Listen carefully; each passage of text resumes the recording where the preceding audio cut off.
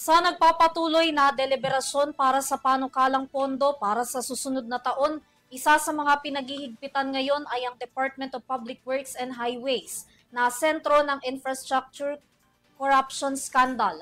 Nabawasan naman ng Senado ang panukalang pondo ng ahensya para sa 2028. Para kay Secretary Dizon, pwede pa raw bawasan ang pondo ng DPWH para naman para masiguro na hindi makakapagnakaw sa loob ng ahensya. Si Criza Lopez para sa detalye ng report.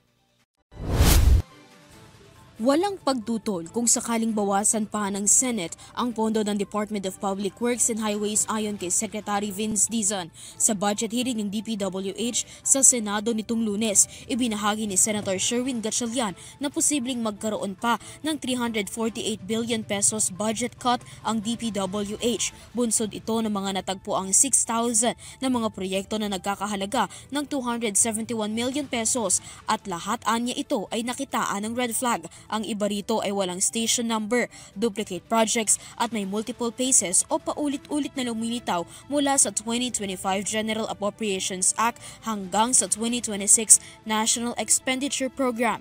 Kung itatali ho natin lahat, kung susuma ho natin lahat itong red flag 1 to 4, aabot ho yan ng 271 billion pesos. So, in other words,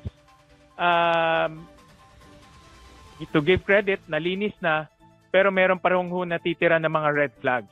Giit ni Dizon, hindi rin siya papayag na mayroong proyekto na mapaglalaanan ng pondo para sa 2026 na hindi mapapakinabangan ng publiko. Anya Dizon, mas mainam na bumaba ng ilang porsyento ang pondo ng DPWH para matiyak na hindi makapagnanakaw ang mga opisyal. Gayunpaman, sisilipin ni Dizon ang mga nabanggit na proyekto na nakitaan umano ng mga red flag.